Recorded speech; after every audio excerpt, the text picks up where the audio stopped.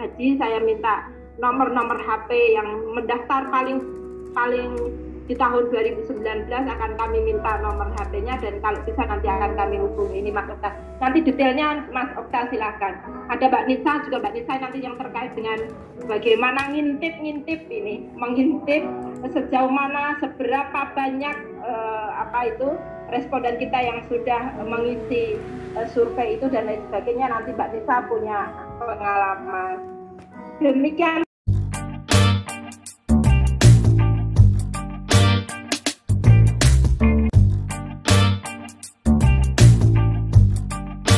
Chatnya terbuka ya, di Instagram, chat mau tanya apa. Ini juga Bu Anissa masih mengawal di sini, kan nanti kalau ada yang kurang lebihnya bisa ditambahkan dalam pertanyaan. Tapi kalau presentasi Pak Okta, kita persilakan Pak Okta dalam waktu 5 menit. Pak Okta, silakan. Assalamualaikum warahmatullahi wabarakatuh. Sebelum mohon izin Pak Dian, sebelum kami menyampaikan, kami yang lebih itu kita mentor kami juga Ibu Nur Imanah sudah hadir. Beliau dulu aja Pak Dian, dua kata-kata dalam memberikan mengawal Kementerian Agama Kota Yogyakarta sampai meraih predikat BPPM. Beliau sudah hadir, alangkah dari kami. Nanti setelah itu baru anak buahnya seperti kami ini. Siap, alhamdulillah. Terima kasih sudah menyempatkan dari kehormatan bagi kami. Tadi subuh kita hubungi katanya mau ke kantor, ternyata menyempatkan kembali dulu ke Pemda tadi, masya Allah. Biasa kita di kantor. Silakan Bu Nur Imanah, tafadholi.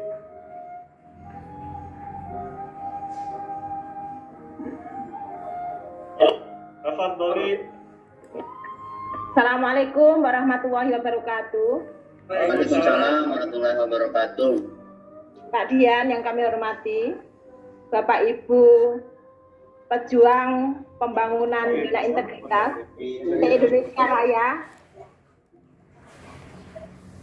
yang kami hormati, teman-teman dari Kemenak Kota, tim JTI, ini ada Mas Okta dan Mbak. Kami banggakan kerja kerasnya luar biasa. Alhamdulillah pada pagi ini berkesempatan untuk bersua melalui virtual meeting Zoom.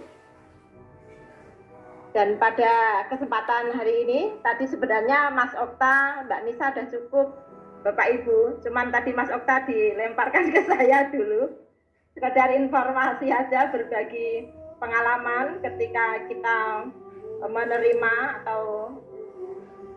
tim survei ya, atau setidaknya kita diminta untuk responden untuk menjawab beberapa pertanyaan terkait dengan layanan kita atau integritas, kemudian di manajemen SDM-nya, kemudian Dumas dan lain sebagainya. Ini beberapa pengalaman yang sudah kita mendapatkan survei dari Litbang Pak Dian.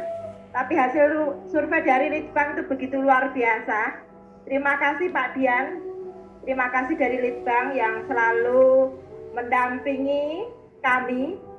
Walaupun waktu itu surveinya sudah selesai, tapi hasil survei itu kemudian terus dikomunikasikan dengan kita, dengan kami, sehingga apa yang kurang itu terus kita berbenah. Yang akhirnya kita juga bersama-sama dengan tim, kita betul-betul sekuat tenaga apa yang menjadi masukan dari Litbang, dari hasil surveinya itu kita bisa kemudian bersama-sama teman menjadi motivasi untuk memperbaiki dan melengkapinya. Saya ingat waktu itu dari Pak Dian menyampaikan, Bu, di situ masih ada tertulis ada jam istirahat gitu. Oh iya ya, saya ingat, saya buka di Permen Pan RB nomor 17 tahun 2017, memang di sana ada rubrik yang salah satunya memang tidak boleh ada istirahat.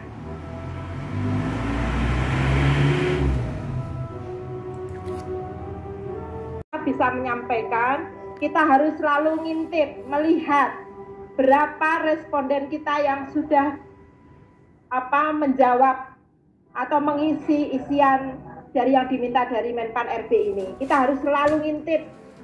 Jadi setiap hari kurang lebih 2 jam sekali lihat, 2 jam sekali lihat, begitu bahkan hari libur kita lihat. Ini juga pengalaman kami di hari-hari terakhir.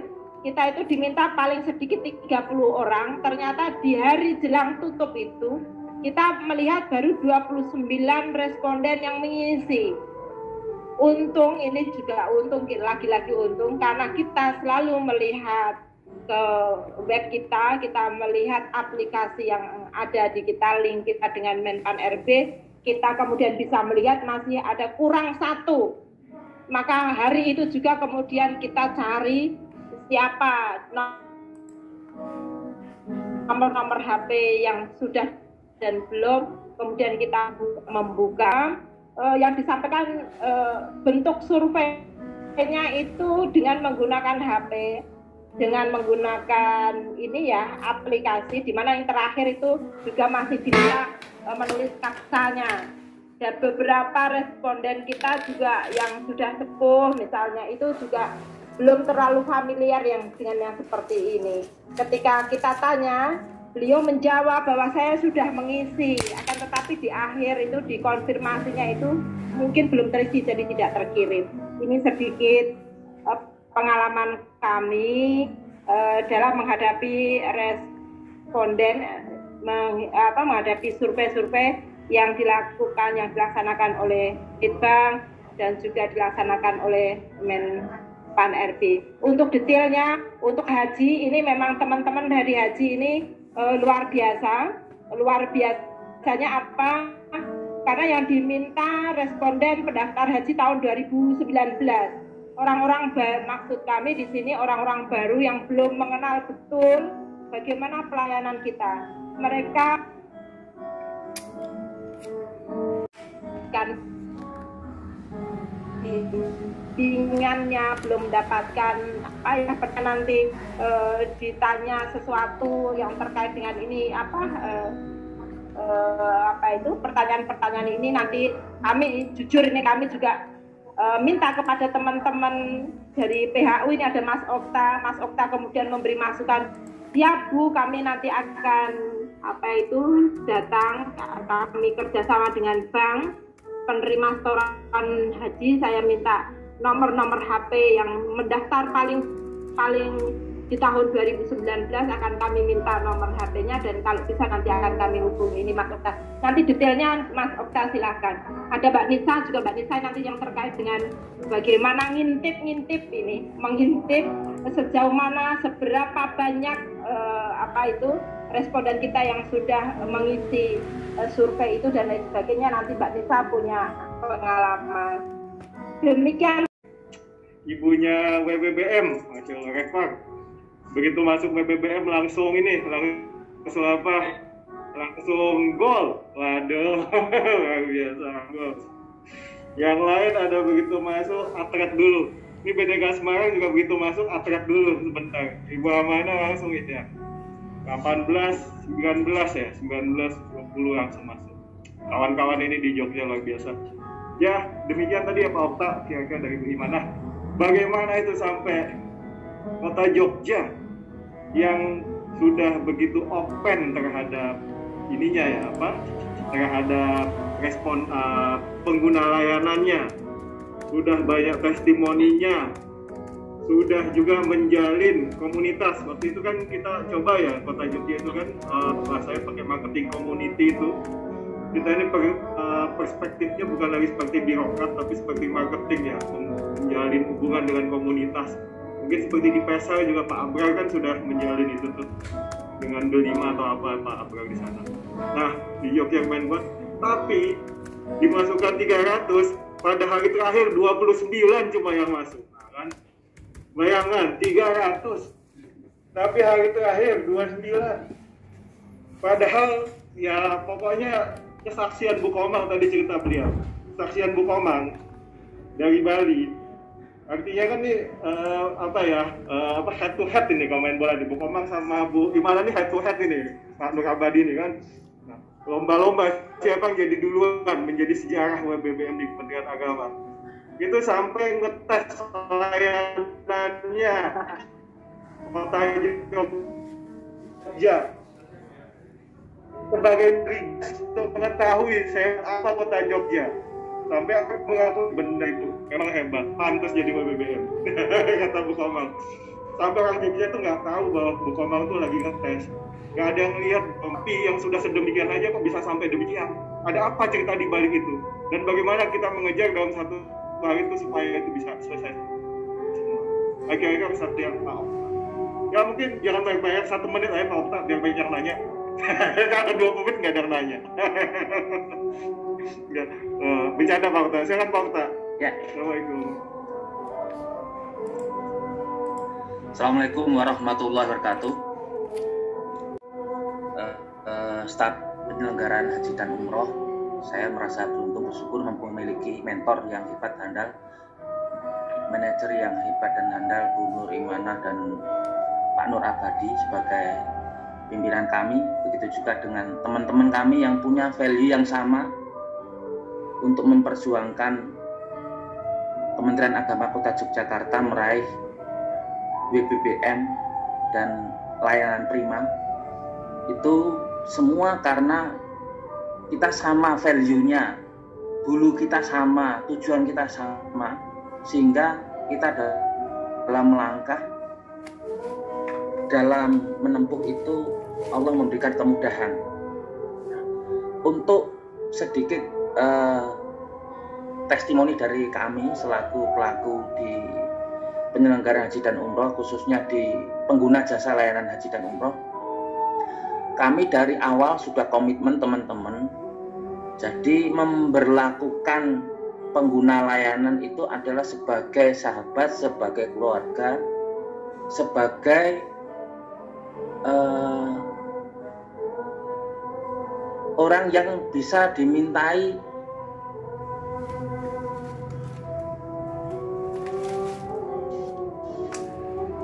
nomor pribadi kami, WA kami pribadi kita berikan kepada si pengguna jasa layanan. Ketika dengan BPS, Bank Penerima Setoran, kita sudah familiar sekali, bahkan sebagai setia teman ya keluarga, sebagai mitra kami KBHU juga sama, PPIU juga sama. Jadi kami dalam melaksanakan itu segala sesuatunya kami layani dengan hati. Jadi ketika apa-apa ya mengalir gitu. Nah, uniknya lagi ketika kami dimintai testimoni oleh itu Bu Nur Imanah, ini minta ini lagi tambah lagi responden. Nah, kita ngubungi aja di Bank Penerima Setoran. Mbak, Mas, saya minta dibantu jamaah haji ini. Oh ya, sampai dia Bank Penerima Setoran mitra kami itu justru yang menanyakan kembali ketika sudah ada progresnya atau belum respondennya, atau ketika jamaah haji memberikan sudah mensubmit itu diberikan ke kami juga. Jadi kami diberi laporan terus. Begitu dengan mitra-mitra KBHU, begitu juga dengan si jamaah haji. Nah, kita saat itu ketika kami mungkin ketika dari awal dalam melayani itu tidak bersungguh-sungguh, mungkin kami akan kesulitan dalam meminta responden untuk mengisi terhadap layanan kami. Namun moto kami adalah sepi ing pamrih, rame ing gawe. Maksudnya apapun yang penting kita melayani. Kita sebagai pelayan bagaimana mendudukkan si pengguna layanan itu bahagia. Bahagia mereka, si pengguna layanan adalah kebahagiaan kami. Jadi kami ya alhamdulillah masih sampai saat ini. Kalau dulu itu moto kami sepi ing pamrih rame ing gawe. Ternyata ada kritisi juga. Oh, enggak begitu, kita harus riak. Enggak boleh kita silent. Kita harus tampilkan. Sejak saat itu kami videokan setiap testimoni layanan kami, kita minta beliau-beliau pengguna layanan untuk testimoni dalam bentuk video, tulisan, ataupun WA itu kami rekod dan kita upload. Sehingga kami punya rekod tersendiri tentang layanan yang sudah kita berikan. Ya alhamdulillah sekarang sudah banyak sekali dari berbagai unsur sampai kita ini merinding. Semoga ini tetap istiqomah. Banyak itu, sangat memuaskan, sangat terharu dan berbagai macam itu. Nah kami dengan adanya itu justru menjadi tambah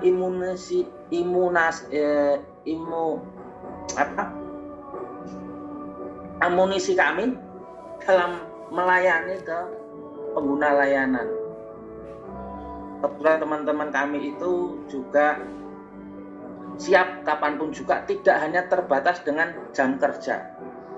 Meminta untuk melangkah ya kita bisa sampai malam, bahkan sebelum subuh pun kita juga koordinasi. Sudah melayani WA atau kansenan seperti apapun juga dengan berbagai pihak untuk mendukung agar kami bisa mendapatkan responden A, tidak B. Nah, jadi alhamdulillah rata-rata dari kesaksian itu, nah, kami ada video-videonya banyak. Hampir mereka beliau si pengguna layanan ini merasa terpuaskan di layanan kami. Jadi kami melihatnya sebagai contoh. Kita sebagai kekurangan fotokopi satu aja kami disuruh balik untuk melengkapi. Kami nggak mau ke Jakarta karena nyesek ya. Itu tinggal kurang sedikit aja kita suruh balik lagi, antri lagi karena kurang berkas contoh. Atau ketinggalan kurang foto aja akhirnya mundur lagi. Nah, kita rubah dari hal yang sederhana saat itu fotokopi gratis ketika kurang berkas. Ketika belum foto gratis. Kan banyak itu nanti akan diberikan ke kita pada saat penilaian mulai berlangsung. Jadi kalau saya mengikuti Zoom dari Menpan itu, metode survei ada dua. Yang pertama menggunakan SHP RBZI, lalu yang kedua dengan mystery guest, dengan menggunakan mystery guest. Nah, mystery guest ini adalah orang-orang yang diminta tolong oleh Menpan untuk menilai. Mereka pura-pura menggunakan layanan kita. Maksudnya mereka datang minta pelayanan ke kita, padahal sebenarnya mereka itu sedang menilai juga. Nah, biasanya mereka datang di saat kondisi kritis, jam-jam kritis, jam mulai buka, jam mau istirahat, jam mau pulang. Nah, di saat kondisi seperti itu, apakah pelayanan kita masih sama? Atau maaf ada istirahat, atau maaf nanti kembali lagi seperti itu. Nah, itu juga salah satu bentuk dari survei. Nah, selain survei dengan mystery guest tersebut, ada namanya aplikasi SHP RBZI. Seperti yang sudah disampaikan oleh Bu Imanah sebelumnya tadi, bahwa kita akan menginput customer list ke aplikasi SHP RBZI. Kita udah ngasih customer list, masukin ke Bapak Ibu sekalian udah bikin customer list ya, list nama-nama sudah ya. Nah, itu nanti jumlahnya sekitar 300 orang deh, Bu Nur ini. Ya, belum Ibu untuk Kota Surakarta. Oh, dipersiapkan Pak, customer list itu pengguna layanan, ya 2 bulan terakhir.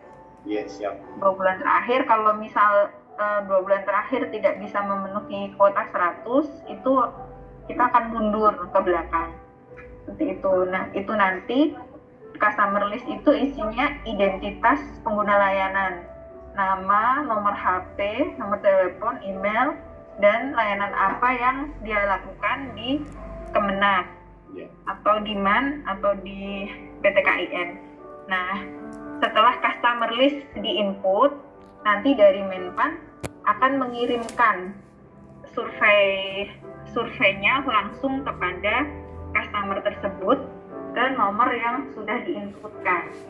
Nah, bentuknya berupa SMS blast, bisa berupa SMS masuk sebagai SMS atau masuk sebagai WhatsApp. Nah, itu jadi karena hal itu kemarin, karena hal itulah yang jadi kendala di kami, Bapak Ibu. Ternyata beberapa tidak tahu kalau ada link dan lain sebagainya. Artinya Bapak Ibu sekalian juga harus memperhatikan usia dan tingkat pengetahuan terhadap gadget. Jadi nggak semua bisa kita inputkan ke customer list, karena nanti akan seperti pengalaman di kota Jogja. Kita udah menginputkan 300 orang, tapi ternyata di hari terakhir baru 29 yang mengisi, karena di beberapa orang yang kita tanya mereka tidak menerima customer list, tidak menerima SMS blast dari Menpan. Nah, seperti itu. Yes, gitu aja. Ada yang mau disampaikan lagi? Yang dari Jakarta Selatan, tua-tua segala macam untuk menghadapi 100 responden. Oke, kita coba dalami ya. Pak siapa tadi yang PLHU Jakarta Selatan? Apakah memang tidak bisa didapat? Satu lah, Pak. Yang muda gitu ya, fakta ya. Dicoba dicari muda gitu. Kalaupun yang udah usia, tapi dia bisa lahir menggunakan Betul. Kan ada juga yang lahir yang udah terbiasa dengan IT, itu kan nggak masalah gitu, artinya biasa buka link, biasa ngisi apa. Betul, Bu. Gitu. Betul, tapi kan kita nggak tahu ya. Ya, tapi maksudnya kan bisa kelihatan gitu loh, Pak. Jadi jamaah haji itu yang datang ke kantor. Oh iya, waktu daftar ya. Iya, itu bisa. Pendidikan, bisa dilihat dari pendidikan. Tuh. Bisa dari pendidikan, bisa dari pekerjaan. Ya, kalau dia udah terbiasa kerja di kantor, otomatis kan dia udah terbiasa. Betul. Ya. Betul. Mungkin Bu Anissa atau Fakta atau Bu Imana, saya ingin mengingatkan, mungkin kalau ada Pak Isman di sini atau mungkin Bu Ais ya, itu waktu tahun kemarin itu justru di Kota Batu jatuh oleh orang pintar. Karena mereka itu ngasih nilai 3, cukup Pak gitu. Bahkan mereka bilang ini harusnya ada nilai moderat, jangan bikin genap, harusnya ganjil. Karena itu saya sengaja bikinnya ngasih nilai 2 atau 1. Betul kita ketemu langsung Pak Isman Pak. Tuh Bu Ais juga kan, ininya beliau kan respondennya itu kan SPM ya, SPD segala macam. Tapi ternyata dia ngasih nilainya begitu-begitu tuh Bu Ais ya. Bu Ais. Semua tahu gadget, semua tahu itu ngisi, tapi isiannya kayak gitu. Kemarin itu ngisi yang Bu Ais masuk ke saya sampai 200-an, tapi ngasih nilainya tuh tega-tega itu. Jadi itu SPD, MM gitu kan, peserta diklat 200-an masuk gitu. Kalau Jogja kan susah masuk, nah ini mau masuk. Tapi nilainya itu, wah gitu. Gimana Bu Ais? Ada nggak Bu Ais nih? Ini kan kalau Pak Okta kisah ke keberhasilan, ini kisah kegagalan, mungkin kita belajar. Bu Ais, ada nggak di sini Bu Ais? BDK Bandung.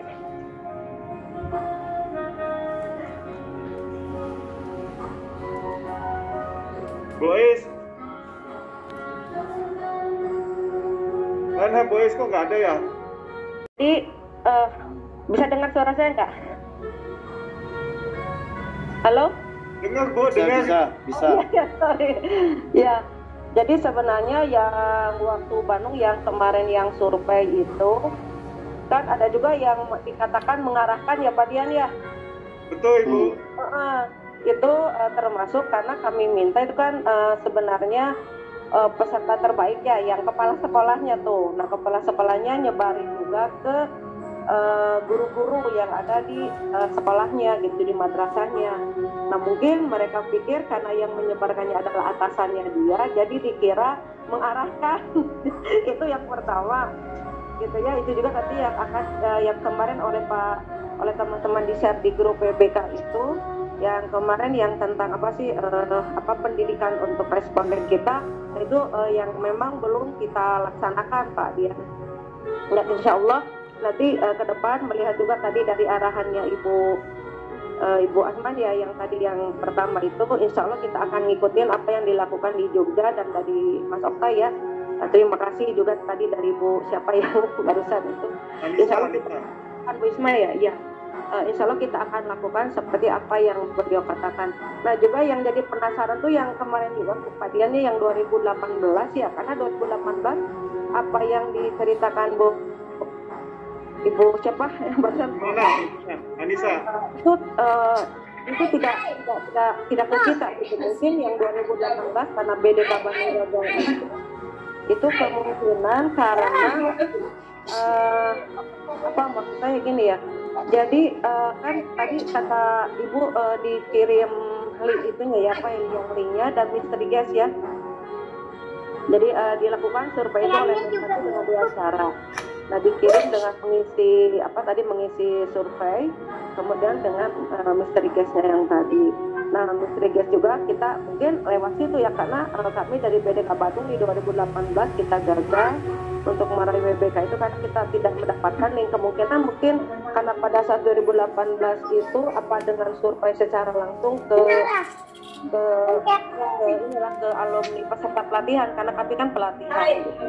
Nah itu, dan ada lagi yang membingungkan sebenarnya Pak Dian, kita juga butuh dari teman-teman nih yang sama BDK juga ataupun dari teman-teman yang lain, karena saya lagi jam ya pertanyaan yang membingungkan gitu. Jadi yang membingungkan itu diantaranya apakah misalnya pelayanan ini membutuhkan biaya gitu ya. Nah itu, jadi sebenarnya kalau mereka pikir biarpun mereka ikut pelatihan kan memang gratis, tapi mereka bertanya juga ya, kita kan memang dibayar oleh Kementerian Agama gitu, jadi dari DIPA-nya BDK Bandung, jadi mereka menjawab iya gitu. Nah itu juga salah satu yang membingungkan pertanyaan yang buat peserta pelatihan, karena menganggap yang tadi yang Agus bukan? Ya Mas Dian, saya Agus Mas Dian dari Bantul Mas Dian. Oh silakan. Silakan. Ya. Terima kasih Bapak Ibu yang kami hormati. Terima kasih ini bisa masuk ke Zoom, dan untuk yang pertama ingin saya sampaikan untuk yang total. Agus, bentar Pak Agus. Ya. Nah, ini saya mau kasih pengantar kawan-kawan. Tadi kan kisah sukses story dari Kota Jogja. Terus tadi unsukses story dari BDK Bandung. Sekarang dari Bantul. Khususnya untuk survei ya Pak? Ya, jangan sampai kegagalan yang serupa diulang. Oke. Inspirasi kegagalan. Terima kasih. Dari pengalaman kami yang dari Bantul, untuk awal-awal dulu kita meraih BBK, itu untuk survei memang kita melakukan beberapa trik ya Mas ya. Yang pertama, kita melakukan penyebaran survei berdasarkan dari aturan penetapan nomor 14 tahun 2017. Kita setiap layanan kita kasih, dan di situ hanya ada 9 indikator pada waktu itu ya. Jadi di situ tidak ada kata-kata dalam poin itu, hanya tidak ada puas, tidak puas, tapi di situ ada tidak sesuai, karang sesuai atau sesuai. Nah itu kita akan lebih tahu kelemahan kita Pak. Awal dulu di 2020 ya kita ya. Jadi setiap layanan di PTSP setelah selesai layanan kita kasih lembar survei, dan di situ ada kesan-kesannya ditulis tangan pada waktu itu ya. Nah itu, dan alhamdulillah pada waktu itu kita bisa menyaring dari situ Mas, dan kelemahan dari kita juga mengetahui dari situ, karena di poin terakhir lembar survei itu kita kasih masukan atau pesan-kesan. Nah di situ kita mengetahui kelemahan kita di mana. dari masukan dari pengguna layanan. Itu yang pertama. Terus yang kedua, pada waktu itu kita surveinya dari BPS, Mas. BPS itu langsung datang ke Kemenak Bantul. Memang di sini memang kita pakai trik juga, Mas. Jadi memang perlu kita nyon sewu kita sampaikan ke responden. Jadi pada waktu itu BPS itu datang langsung ke pelayanan pada waktu itu ya. Tapi mungkin besok mungkin kita nggak tahu. Jadi BPS itu datang langsung menemui responden setelah selesai layanan. BPS itu minta untuk diwawancarai ke responden langsung. Nah, di situ memang kita sampaikan kepada responden bahwa kita itu memang benar-benar untuk menuju istilahnya kita pengaruh ya dalam arti positif ya, bahwa kita tolong bantu kami untuk bisa kita itu pelayanan kita bagus, sangat bagus, tidak ada bagus tapi sangat bagus. Dan di situ kita kasih souvenir. Souvenir itu berupa mug yang mana mug itu ada kata-kata Yunani Integritas, ada nomor aduannya seperti itu. Itu Mas, yang dari pengalaman dari Bantul untuk yang survei ke respondennya. Halo? Oke, itu udah ada Pak Isman, mungkin pengalaman 2020 Pak Isman. Ya, mungkin dari Pak Isman juga. Bagaimana tuh waktu orang-orang itu pada menolak menjawab bagus segala macam. Padahal kan sudah bagus banget itu kan. Tapi mereka menolak gitu. Jadi ini mungkin untuk kiat ke kawan-kawan lainnya nantinya, Pak. Ya, terima kasih. Kan ketika diwawancara BPS, ini saya sampaikan informasi ya. Jadi ketika diwawancara BPS itu sebenarnya ada kebaikan. Kenapa? Korban survei 2018 yang tadi Bu Ais tadi, itu sebenarnya dia ada A, ada B. B itu bentuknya angka untuk menjadikan indeks. Sedangkan di A itu untuk alat konfirmasi sang BPS bahwa orang ini asal-asalan atau tidak. Nah, itu sebenarnya poinnya tuh. Nah, itu bisa di tayangan yang saya kasih link itu akan dilihat. Jadi di situ misalkan informasi layanan itu sudah sudah sangat mudah diperoleh. Maka indikator diperoleh mudah ketika misalkan dia jawabnya oh tidak gitu kan. Apa 1 2 3 4 5 cuma jawab 2 atau 3 atau berapa. Kan tanya apakah tersedia online, apakah tersedia offline. Kalau sudah tersedia online, sudah tersedia offline, lalu dia bilang itu sembarangan, ngasih nilai 2, 3, 4, 5, itu sang enumerator itu langsung menjadikan itu sangat.